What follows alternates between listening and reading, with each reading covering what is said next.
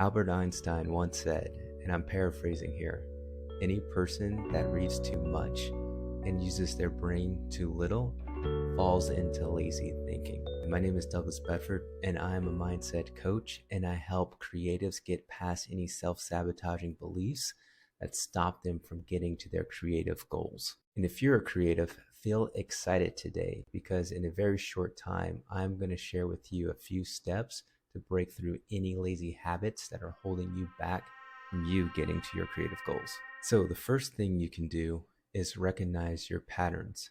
A lot of times people, they miss out on the actual awareness of seeing what their patterns are. Have you ever noticed how your behaviors don't match your intentions? A lot of times, especially for creatives, we have the actual intention of doing something, but we end up procrastinating. When I say procrastinating, I mean like, say you're researching something that you want to build or do, something creative. You go on the internet, you go on YouTube, and then all of a sudden an hour goes by.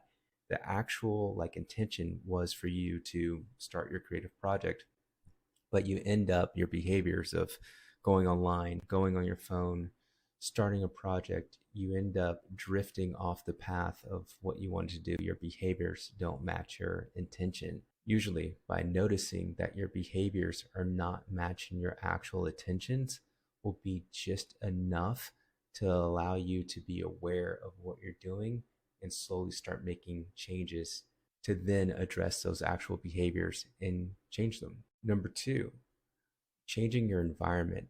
There are a lot of triggers that we have in the workspaces that we are in. And if they're not optimized for actual like creativity or actual productivity, they're going to be a distraction. So if your area of where you create, the area of where you work, you know deep down inside that it's not an actual productive environment, change it. Tried working in a coffee shop or around people, anything that's going to hold you accountable so that you can actually get to your goal. The third thing, actually creating a routine. A lot of times when people get started off, they don't have an actual structure or system to follow. So the issue for a lot of creatives is we want to be free. And with that freedom means we don't want structure, but that structure allows us to get things done in the shortest amount of time possible. So by you creating a routine, you're able to then start predicting the outcome of your creativity. What I mean by that is like when you're doing work, having set parameters, set benchmarks, set milestones to know that you want to complete, especially in a certain amount of time, allows you to have that structure to get things done, to take things from your actual mind to implementation. Number four, know your why. A lot of times where we end up being lazy is we don't know why we're doing the things that we're doing.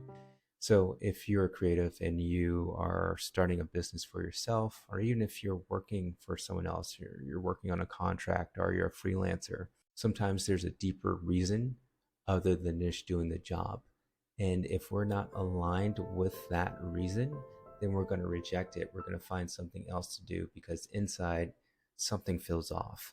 So in order for you to go inside to dig deep down, you ask the question why. From a personal development standpoint, you're able to unravel a belief.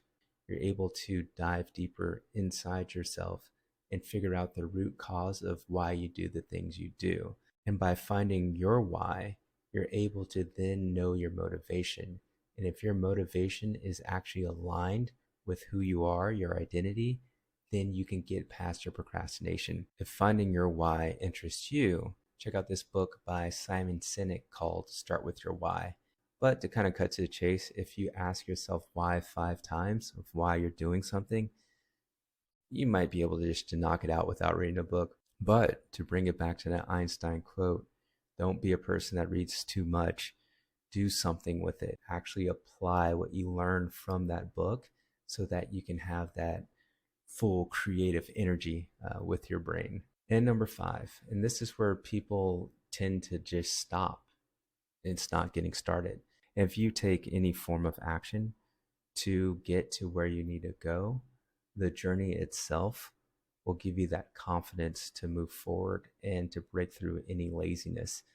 A lot of times for creatives, we have this fear of getting started because there might be failure on the other end. And if we can't handle the negative self talk or the outside criticism, then we feel like our creativity just won't matter. And if it doesn't matter, then what is our identity?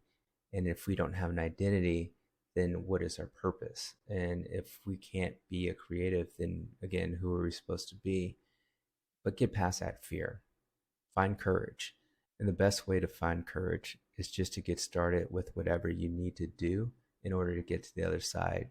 Because there's always going to be another project, and your creativity is absolutely endless.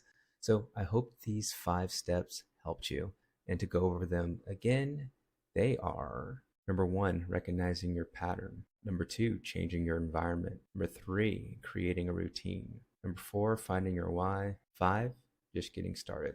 So this is Douglas from Caring Broke. I hope this has helped you get past any creative roadblocks that you may be having or any self-sabotaging patterns that you're looking to break. Please like, subscribe, and share if this has helped. And I look forward to talking to you. Until next time.